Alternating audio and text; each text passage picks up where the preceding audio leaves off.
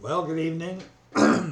It's Arlo Johnson in Vernon, BC, January the 4th, 2025.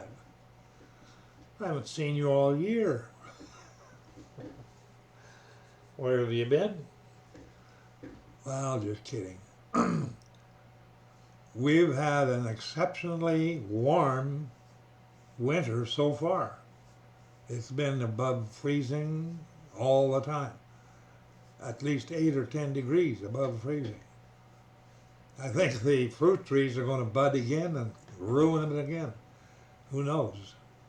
That'll be 2 years in a row if that happens. Yeah, I guess the gets warm, the sap rises in the tree, starts to bud, and then it freezes, kills it. Doesn't kill the tree, but it kills the that year. Yeah, when I see some of these big fields that just actually on the outskirts of Vernon here, 12, 1,500 acres in one place and another place and another place. Big acreages of a lot of times cherries, and then of course apples. Apples are much tougher. They seem to take the cold and the changes in weather and whatever way better. I had an orchard in Vernon on East Vernon Road, small orchard, and I didn't enjoy owning it. That's for sure because it was a real pain in the butt. And it cost money to own it. It didn't make me any money, but it was a pretty good lifestyle. Yeah.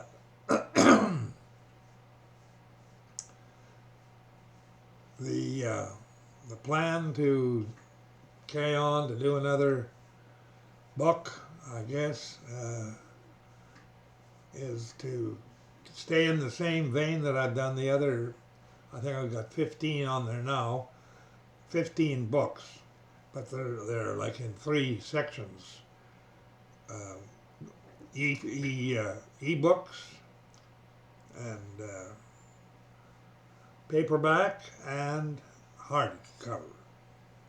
They're all one subject, one theme, and then the next one is just a different theme. But I'm going along here, and it's taking a long time. I should have advertised them more or promoted them more, which I haven't done. And from people I talk to say that it will take a couple of months before it gets up in the chain far enough till they start, maybe somebody might buy one. Nobody's bought one yet, except me. But it can get a little, I paid $1,000 to get one audiobook done on Audible. I mean, I paid one guy 400 and the other guy, $392 American, and it came up to $500. And another one, I think it was $500, I guess, or something. And in England to do the publishing and the straightening it out and dealing with sound and whatever else. And, so it's not cheap. And I'm going to have to try and see if I can figure out how to do it myself. But I really don't think I could narrate it. My voice is getting so lousy. And, but I mean, it's still, I've just done on the one theme, basically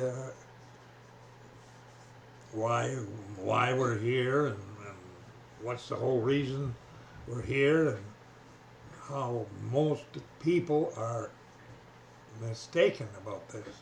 Do not have that square in their head why they're here. And the other thing is I would like to remind people that it's, if a lot of people are afraid of dying. Some are not afraid of dying. They're being very brave. But I can tell you that is not a good plan. Not a good plan. And you have to do this while you are still breathing on this planet. If you're not basically in tune with Jesus Christ and what God has done, there's a good chance you're not going to be in the first resurrection. And if you're not in the first resurrection, you're most likely not going to be in God's kingdom. I mean, I don't know, I can't guarantee that, but the first resurrection are people who are going to be in Jesus Christ's book of life. Now, that may be quite a few, but I have no idea.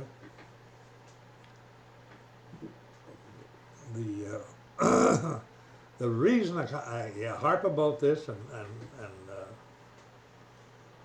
is not because I'm so religious or anything, but it's straight blinking facts that if you don't do something about it before you die, you're going to be left out.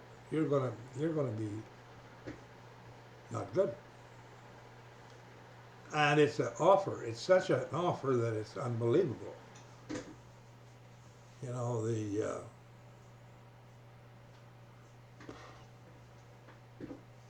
the idea that you're here for some other reason than just that reason alone is to become a son of God. That's the whole reason everything has been put together. From creating moon, stars, sun, universe, stars, planets, the earth, everything on the earth, the distance from the sun exactly right, the heat is just right, tilted so that it turns and creates seasons. Now, isn't that a smart deal? Tilting a globe in such a way that, I mean, how do you figure weather out? I mean, really. You know, weather on the planet is so complex. Just think of it. All around the weather, air is moving, clouds are moving, gathering moisture and moving and going from one place to another. Where the moisture gathers is not maybe where it rains, goes over that country and it rains in that country. And God has said that He controls the weather. And I believe that. First-hand knowledge of that. It may sound, dinky and goofy to people, but I can tell you this. We had a deal in probably 2023, where we had this huge pile of scrap lumber, bush, trees, whatever. We were building a 451 home subdivision adult community. And this was building up and building up and building up. And it was getting to be, middle of April, just about 10th of April, 11th of April. And we said, we got to do something. We've only got till the 15th to burn or the fire season is on. I think it was about the 11th, we tried, and we had been watching the wind for at least 2 weeks. And it would always be from the south, blowing in towards the homes. Because this pile was right on the edge, the south edge of this project. So ideally, we needed a north wind for 3 or 4 hours is all, to burn this pile down enough that we could look after it. 11th, they tried we're going to light it. And no, I couldn't do it because the wind was still from the south and we just couldn't do it. And I came out and I said, wait till tomorrow. We'll try it again tomorrow on the 12th. And I didn't say anything to them, but I got in the car and I sat there for a while. And I looked at the pile and I said, Father God, in Jesus' name, I ask you, would you allow us 4 hours of a north wind so that we can burn this scrap pile? Thank you very much. That's it. The next morning I came out on the 12th of April at about 7:30, quarter to 8. And they had already started to light the fire on the north side of the pile. There was no wind, it was just dead calm. And I said, oh man.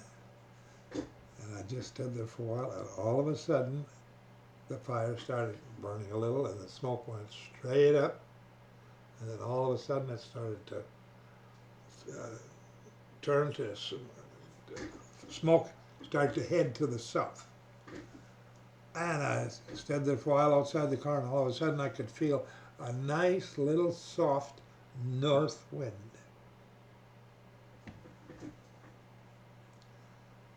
And that went on till about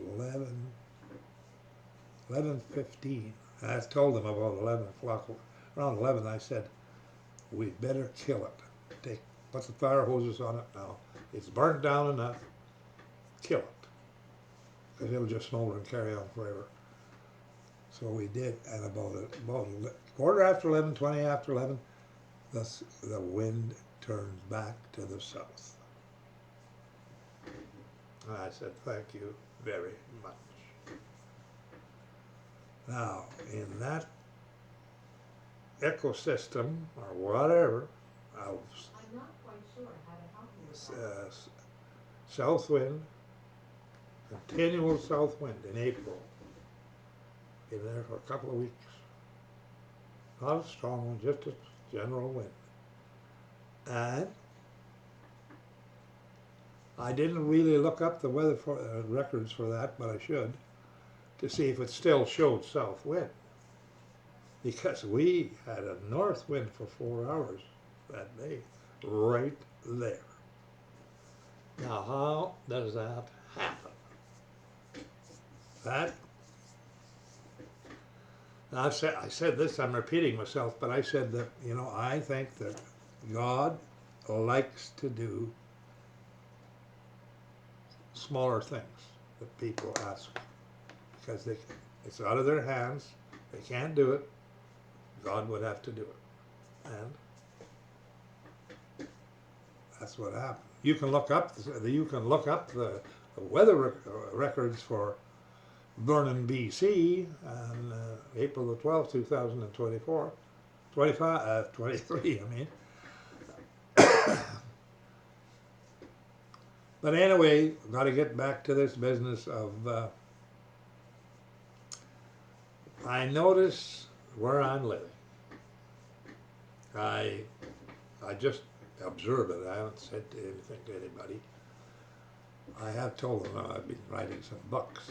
Started when I was 90. Oh, what a deal. Anyway, the business, I'm in a dying factory. That's what it is. They come there to die. And if I stay there long enough, that's what's going to happen to me. Now, how many people are prepared to die and are righteous with God?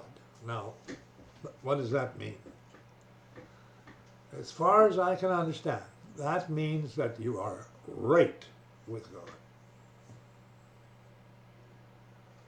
Now, why is that important? Because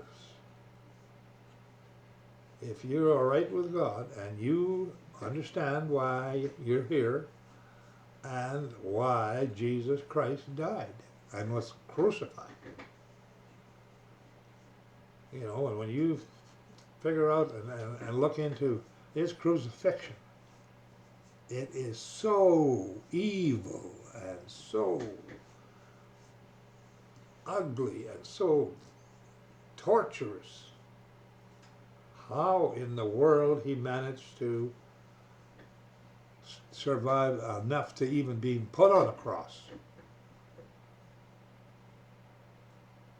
And he had to do that to pay for sins that you and I can't keep. To round it out a little bit, what happened is before there was anything, there was nothing. There might have been some planets around or something, I don't know, but God and the Word agreed, this is in his records, they agreed that he would be sacrificed for the sons that God was going to create, who he knew would not be able to keep his law. That's basically the law of the Ten Commandments, I guess. And being the penalty for breaking that law is death. Period. You break the Ten Commandments, you die. You're destroyed or thrown in the lake of fire or whatever. I don't know exactly what happens, but you're destroyed. Now, he couldn't destroy all his sons, because how would he end up with sons? He wanted a family. He wanted sons. And then he started, he had to create all the planets, the sun, moon, stars, whatever, the whole universe practically.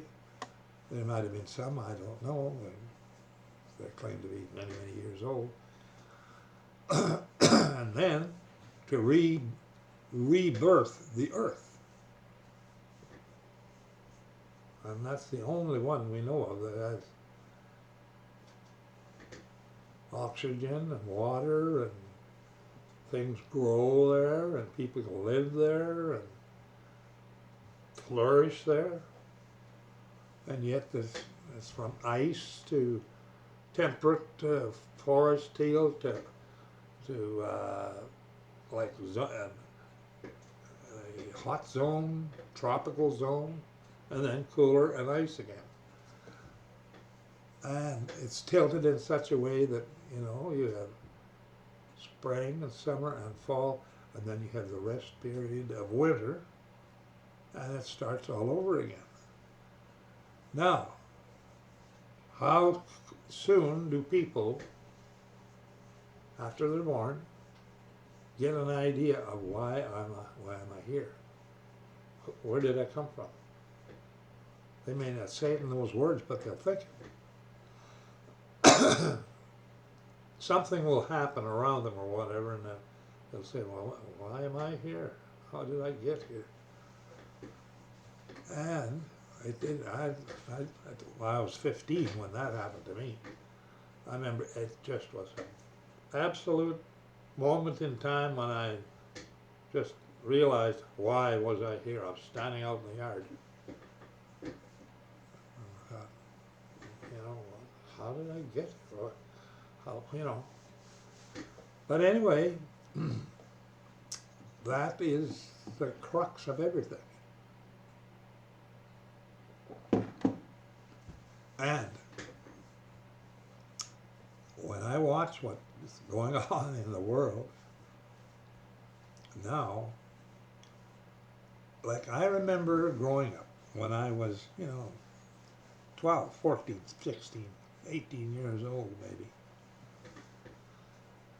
that everybody was fairly religious.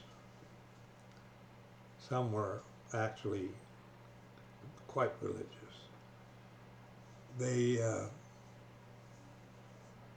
they think nothing of talking about God and whatever else, because they went to church every Sunday, and they went during the week. You know, when I was young, there was, I remember it was a deal, What was it called? Oh, you had to go. You went to church in the middle of the week, and it was there was another group we had was called the Cheery Chums Club. Cheery Chums Club, and all kinds of young people belonged to that. They'd have parties and have, when I said parties, it would be very, skating parties, uh, birthday party deals. There were some big sloughs around where I lived, and one in particular remember, and I think it was in about, I don't know, January sometime, I believe, or maybe it was December, I don't know. But anyway, the ice had froze on this slough, and there was no snow on it. It was all frozen. And, just glossy frozen. So we were going to have a skating party on there. Well, we did. We had skates. And then, to top it, what we did is we had a skating party and a pult party, both at the same time. Pult was made in big pots and big fire, and these big pots, and then the pult was made out of flour and little salt and what else? Yeah, well, I don't know. We just rolled it together and mixed it up, and I think we put a little milk in it, kind of, and some water, and vinegar. I remember a little vinegar. I think that was to make we put in sour milk. We made it with putting vinegar in milk. And we put them in balls and put them in the water and then started cooking it. And it would stay in the water there, and when it started boiling and rolling, the potatoes just got, riced potatoes and flour. And sometimes they had like a chunk of ham in the center, a piece of bacon in it or something. And then we had tons of butter, melted butter, or pretty well melted stuff. And they were, this big, that big, and they just floating around in this big tub. The tub was boiling. It was winter, and it was cold, and we had a fire going, keeping light, everybody could see good. And we were skating on this pond, going, for, about a quarter of a mile anyway. Back and forth, and the ice was just perfect, just as smooth as a table. And then you're out in the fresh air like that, and then they had I think paper plates or something. I don't know where they got them, but pretty sure it was paper plates. And we sat down with that, eating pork turkey, just and I don't know. It's an acquired taste, but it's a very. I think you can make things taste good with potato any old way, so long as it's potato. Anyway, that's a memory from that part. And you got to remember, there was no TV and no phones or nothing. We barely had a phone. And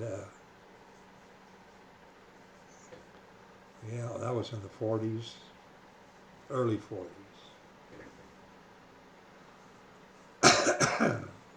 And,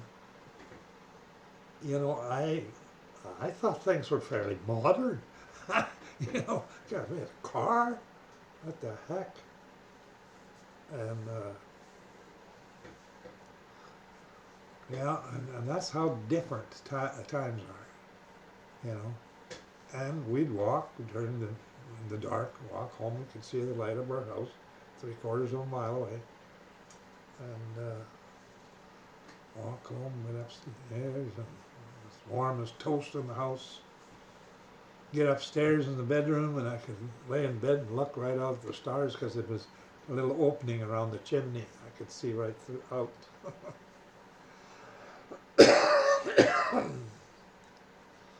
Yeah. And you know, to realize now how big a change that is. Just a little bit every day. And big change. Goes from, you know, horse-driven farming, whatever, which had been going on for a long time, and switches over to mechanical. And the first tractors were, they were big, lugging, clumsy things, you know. And it didn't take long before they improved, though. A big improvement was rubber tires. And John Deere came out with a tractor that just everybody wanted. That's for sure. They were two lungers, you know, thump thump thump thump thump thump thump. You'd hear them out in the countryside all over. Especially the John Deere D. You could hear that one. That was a pretty big tractor, 2-cylinder, but big, 2 big cylinders, running on diesel. And you know, it's changed a lot, and it wasn't too long. I mean, I don't know how many years we went on with horses and bundle teams and thrashing machines, but that was for quite a while too. That was most likely for 25 years. And then they started with combines. They were pretty rudimentary combines to start with, but they were combines. And it didn't take long for them to develop from a you know, a horse pulled combine. It had a motor on it and you pulled it. And to self-propelled combines, to fancier and fancier, like year by year by year, they just jumped up to beat heck. And these dealers had them lined up in their yard, sell for fall. And well, people go together and buy one for both farms or something like that. Not too many, but some did. Because it was quite an expense to do that. You had to, yeah, the pig farming didn't change much. Still hasn't. No. Well, it has, but I mean, totally different now. Chicken farming. Look how chicken farming has changed. From where we had a hen house, we'd sometimes get roosters in the spring and some chicks or hens, maybe 50-50. We get 100, get 50 roosters, 50 hens. And, you know, the roosters were for Sunday dinner, usually. I remember Dad trying to do capons, leghorn capons. Leghorn capons are capons that have been castrated. And he had these chicks, leghorn chicks, and he had this little table made with strings going through 2 holes and a weight on the string on the bottom. And he would tie the string or slide the chick under there, put their legs through the back and put the string over them and hang the weight on it and held that, and then he'd put it over under their wings sort of in front, so their wing was up out of the road. And he had to put a slit, I think it was in about the third rib of the chick, and then he had to put in spreaders. Spread the ribs apart because you could move them. The chick, was pretty flexible. Then you had to get in there with this long tweezer and pick out these two little kind of beans that were up right in his backbone, right under his backbone. And you had to get a hold of it and pull it out of there, rip it out, put it on the table, reach in again, hit the other one. Oh, now there's blood vessels running all over in there. I think it was the first 4 or 5 chicks, just blah. He pulled a blood vessel apart, busted a blood vessel, and they just died. And oh man, throwing that chick, and then the next one. Finally, he got it so he could see good enough and grab it without. And then did about 20. And I don't think we sold them up or anything. We just put some water on the feathers, and the ribs came together like that. And I guess they just healed up. It was pretty tough on a little chick. But anyway, these capons grew up to be like I don't know, at least 1.5 feet high. Size on them about like that. They were like not the size of a turkey, but a good half or 3/4 size of a turkey. And when you cooked one of those up on Sunday, you had a big chicken dinner. Yeah, they got way bigger. And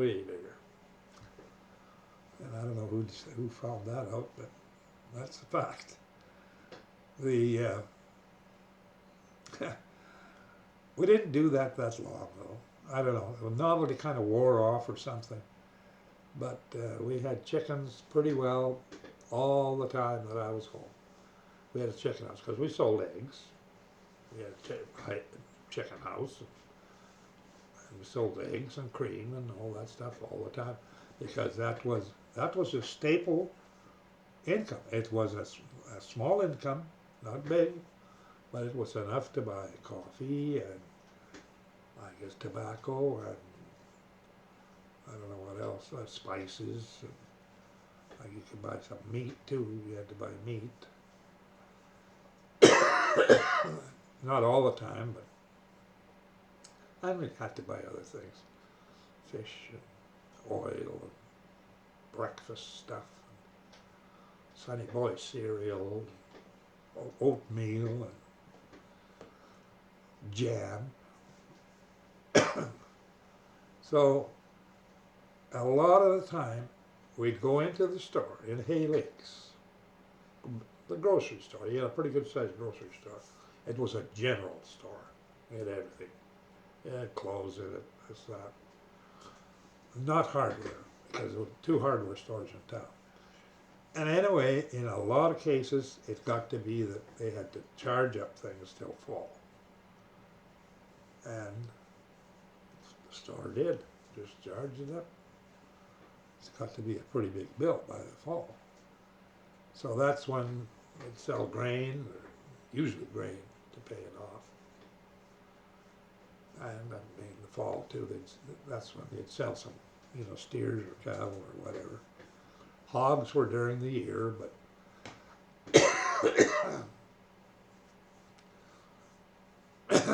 hogs were 6 months or so. Yeah, this me trying to narrate something here is pretty hard. Pretty hard because I can't control my coughing. So in the printed book it's not so bad. On YouTube video. Huh, not very good, is it? Anyway, that's what I'm going to leave with today.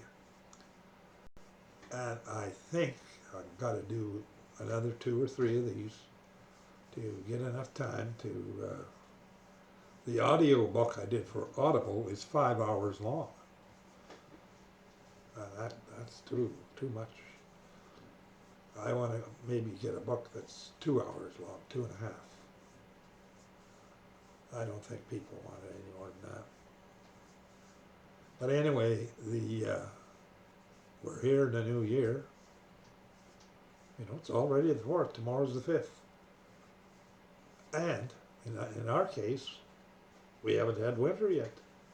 Not really. We've had there's snow up in the mountains, ski hills and whatever. All kinds of snow right now. But not down here. Because we're too warm. We've rained and had rain showers and rain, snow and rain and slush and whatever. That just melts and goes away. And, you know, can you imagine how much shorter a winter we're going to have? You know, this warm weather is still going to be here. You look at the forecast, and for the next week or 10 days, same thing. But it's going to come. I mean, it's definitely, we've never had a winter yet where we didn't have a cold snap, a real cold snap for, well, last year it was only 2 or 3 days. Minus 25 degrees below zero for about 3 days. Then bang, that was over. That's not a bad winter. No,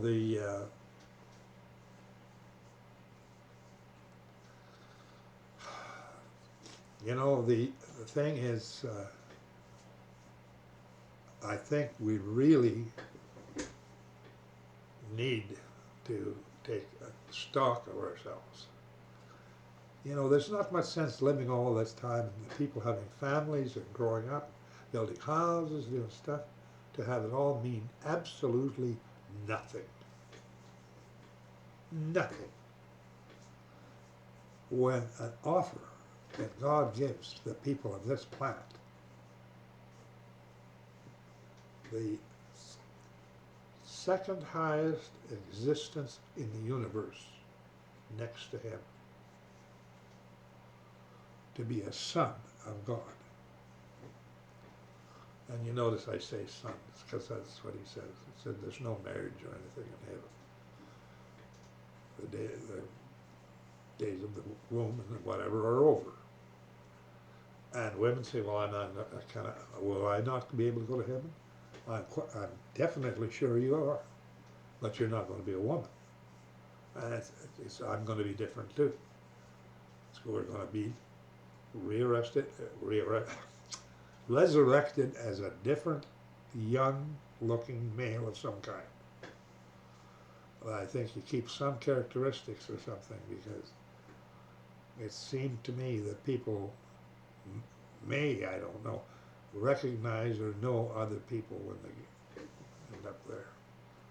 I don't know. That's stuff that's hard to nail down.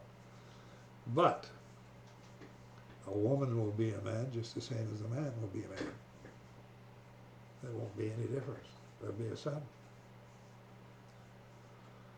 Nothing wrong with that.